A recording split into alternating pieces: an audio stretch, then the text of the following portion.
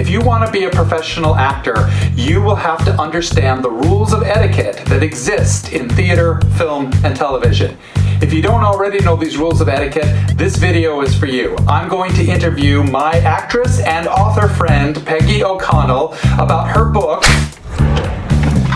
on etiquette for professional actors. Join me after the bump.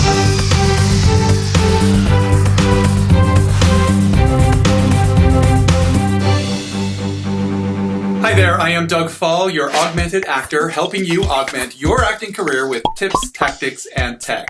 Today, I am delighted to be joined by a dear friend of mine. She is an award-winning actress. She's done Broadway, films, television, radio, cabarets, you name it. She's also a director and choreographer. She's done a variety of productions, and she has now added author and illustrator to her list of accomplishments. She's written a delightful book called Prudence Pickle Presents Etiquette for Professional Actors, as told by Peggy O'Connell. Welcome, Peggy. It's nice to see you. Thank you. Good to see you too, Doug. It's been a number of years. We first met when we did a production of Hello, Dolly at Village Theater in Issaquah. You played Dolly Levi, and I was a singing waiter. And other things too. You played a variety of. You were the wallpaper guy too, weren't you? I don't think I did wallpaper, but I was on the stilts. Stilts. Yes, I remember the stilts. Yeah, you were great. Tell me a little bit more about you as an actress. Well, I started out actually performing when I was a child with my sisters, Molly and Patty. My mother was a very talented person, and she taught us harmony. We used to perform for the nuns at camp. Oh, wow. The thing that got me hooked on theater, I think, was my solos. I was the youngest, and I'd go, "On Moonlight Bay." I'm sure I was awful, but I enjoyed it. And then I went and got a degree in drama from the University of Montana. I took lessons from Arnie Zaslav in Seattle, and I had a nightclub act that I had put together. And Jerry Stiller, whom I had worked with at the Guthrie, recommended me to Silver Friedman. So I was like the house singer, and I'd open the set, and I'd go home and nap, and then I'd walk the block back over to the Improv late at night and close it.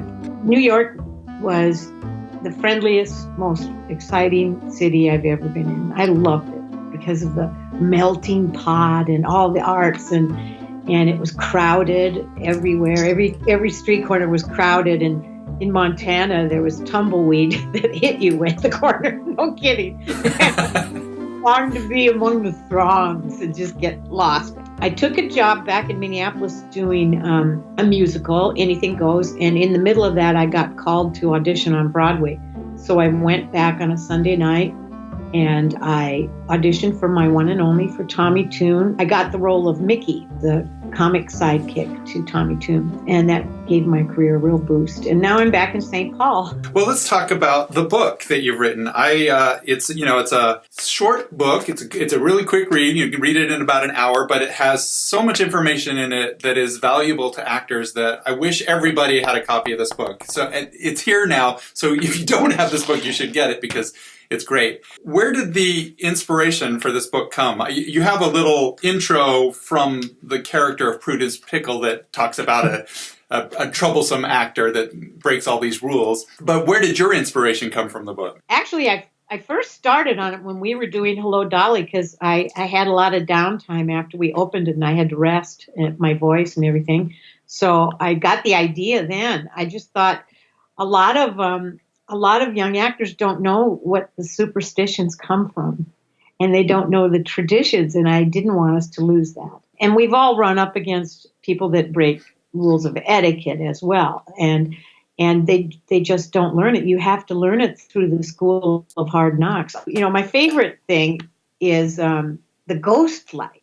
You know, every theater has a ghost light that they leave on center stage so no one falls in the pit when they leave the theater after it's dark, after lights are out. And it's real spooky looking, and they've had them a long time, and it's this light bulb hanging in a cage on this old metal stand, and they've been around forever. And the thing it came from was, in the olden days, they thought actors were sinful people. They really thought that, and they thought that they weren't going to go to heaven, that their souls would be suffering, wandering the earth. And so they wanted to let them perform on stage at night after everyone had gone home. That's one of the reasons there's a ghost light. So that's what I like to think about. Well, in fact, you've written the book from Prudence Pickle, and she is a ghost, a theater ghost, which is such a great idea. It's a device so you can address the traditions and address things like cell phones in the dressing room and all that sort of thing. It allows you to travel time. Yes, and it gives you a different character to play, so it's not just Peggy saying these things as statements, but... Exactly.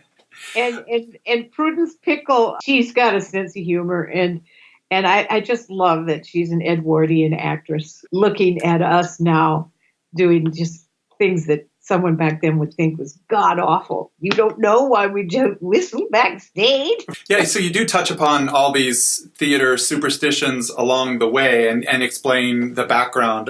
Why not whistle backstage? And you do go into detail about why these legends are there, why these superstitions started. And I thought that was really great. But along the way, you have chapters on etiquette for lessons, etiquette for auditions, rehearsals, performances, dressing room etiquette, understudy etiquette. One of my favorites was the child actor etiquette, but was mostly geared toward the parents.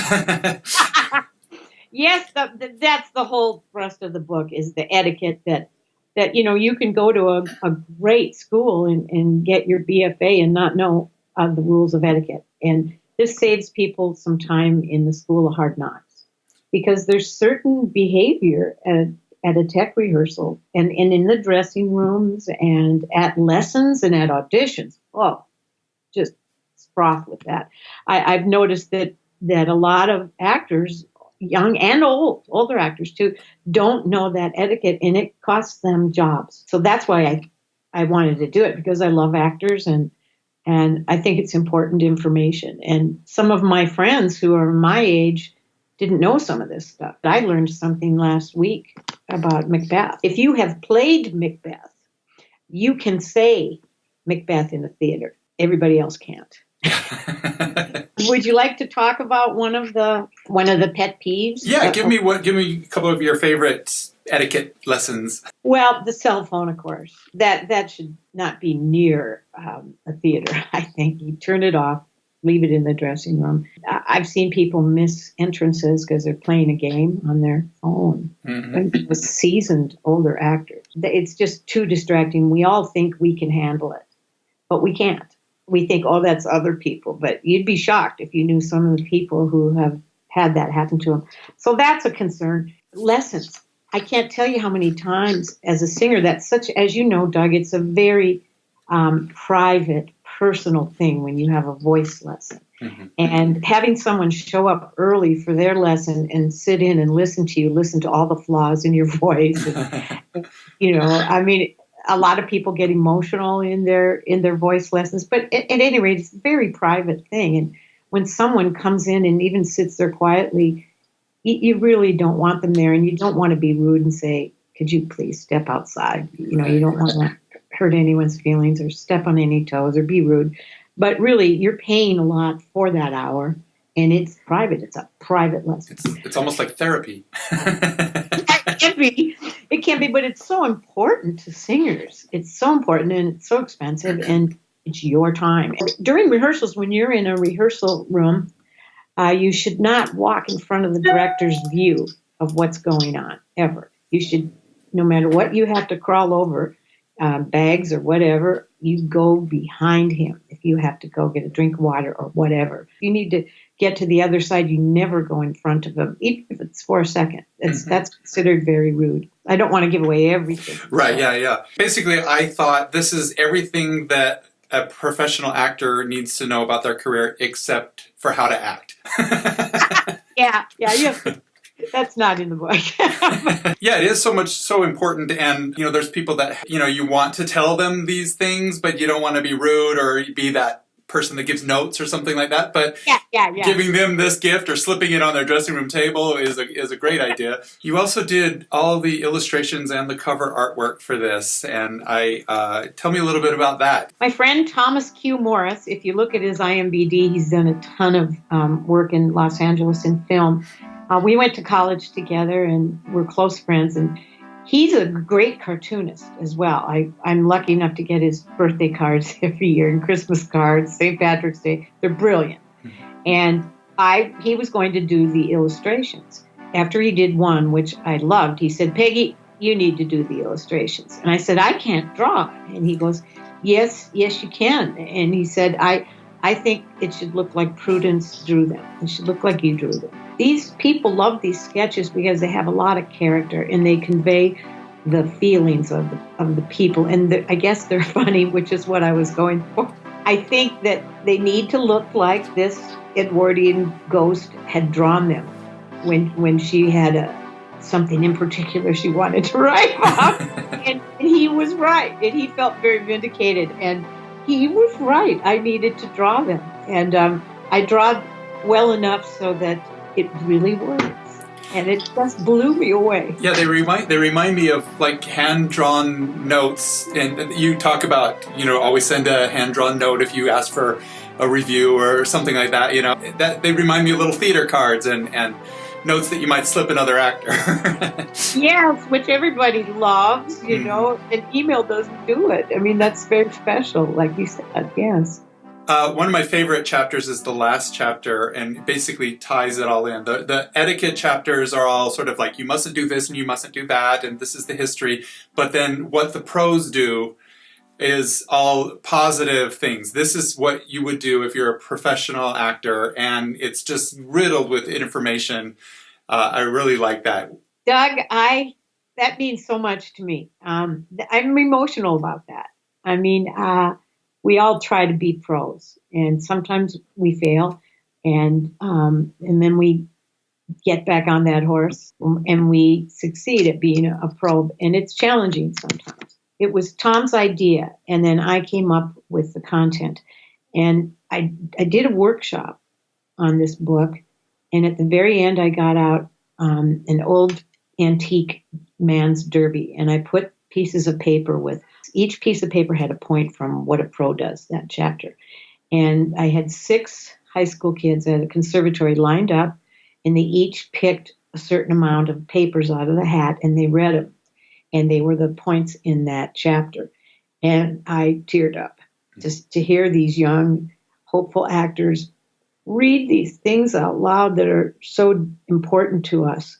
It was very, very touching, and I'm most proud of that chapter. Yeah, it's a great ending for the book. You mentioned workshops. You are available to do workshops? Well, it's really funny how this book has its own veracity.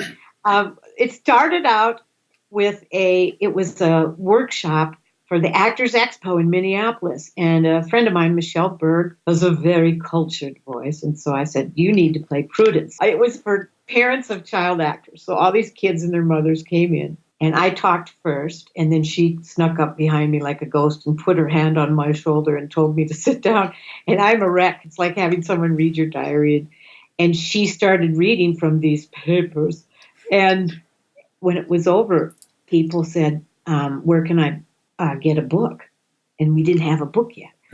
And they all wanted to buy this book. And I went over to Michelle. I said, what do I do? And she said, take orders. So I went, taking orders. So then we had to go publish a book real fast. So I had a thrown together version first. And now this is one a few years later that's more well done. And so we did a workshop. We did 2 of them at the St. Paul Conservatory. I haven't actually publicized the workshops except for the back of my book. It tells you where to contact us. But it's a great thing. It's very interactive and fun for the students. And then at the end, they read the things from the hat. They love it, and they learn a lot. That's so great. It's such an inspirational book. It's humorous, fun, heartwarming, and it just tells you a lot of information. This little book tells you more information than you learned in 4 years of college, I swear. Thank you. Thanks, Doug. That means so much to me. Where can people get the book? I'm going to put a link down in the description of where people can buy this, but where are you selling it? I have a Facebook page. It's called O'Connell and Pickle Books, and it's sold on Amazon. Okay. Under the title Etiquette for Professional Actors. And I also sell them as well if they contact me. I think the theater is a real magical place, and I think we need to listen to the traditions and the manners of the people who established them for us. And I was lucky to talk to a lot of these people and learn this. And it took a long time, and I think the book will save you time. I'm really proud of the book. I mean, it has jokes in it and gags, but it's serious information. Thank you very much for joining me today, Peggy. I really appreciate it. Thank you, Doug. I really appreciate it. It's great to reconnect with you.